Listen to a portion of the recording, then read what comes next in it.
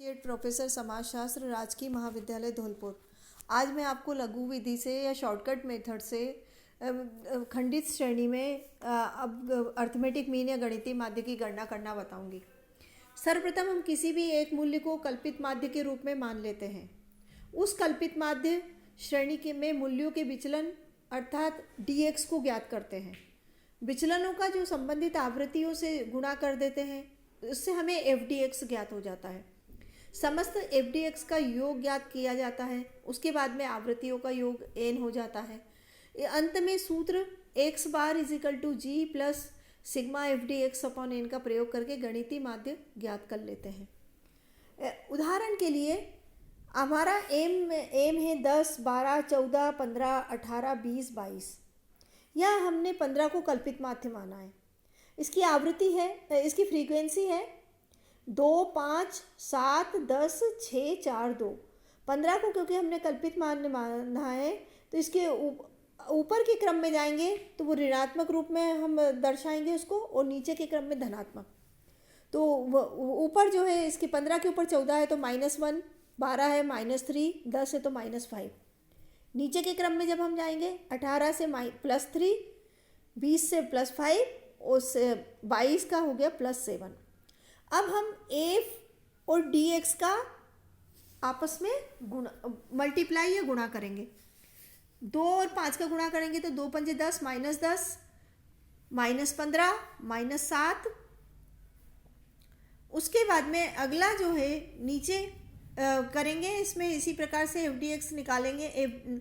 तो +18, +20 और +14 अलग अलग जो है ऋणात्मक संख्याओं का और धनात्मक संख्याओं का योग निकाल लेते हैं। ऋणात्मक संख्याओं का योग -32 आया और धनात्मक संख्याओं का +52। इनको जब इनका आपस में योग करेंगे तो हमें मिला सिग्मा fdx इजिकल टू 20।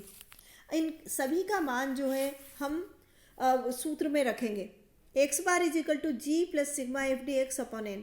जी यहाँ पे कल्पित माध्य है जिसका मूल्य 15 है, तो बराबर 15 धन 20 बटे 36 बराबर 15 धन 5 बटे 9 बराबर 15 धन 0.556 15.556। ये हमारा आंसर है।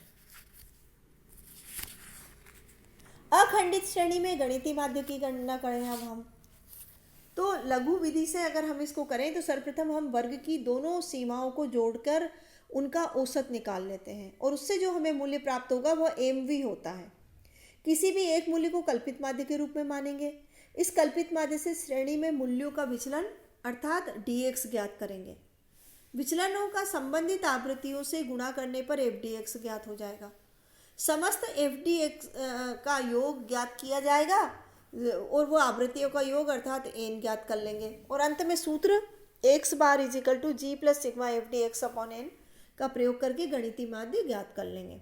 वर्ग यहाँ पे जैसे दिए गए हैं उदाहरण में 0 से 10, 10 से 20, 20 से 30, 30 से 40, 40 से 50, 50 से 60। mv है यहाँ पे 5, 15, 25, 35, 45 और 55। माना हमने कल्पित माध्य जो है वो 25 माना। तो अब इसके बाद में हम इनकी आवृत्ति देखें तो वो है 3, 5, 8, 6, 4, 4। dx निकालने के लिए -20, -10, नीचे की तरफ जाएंगे तो +10, +20, +30। fdx इनका गुणा योग जो होगा वो है -60, -50, +60, +80, +120, -110 और +260। fdx का जब आपस में गुणा करेंगे, गुणनफल निकालेंगे तो +150 निकलेगा। x bar equal to g plus sigma fdx upon n equal to 25 plus 150 upon 30 बराबर 5। तो 25 प्लस 5 इजिकल टू 30। ये हमारा इसका आंसर आपको प्राप्त हो गया।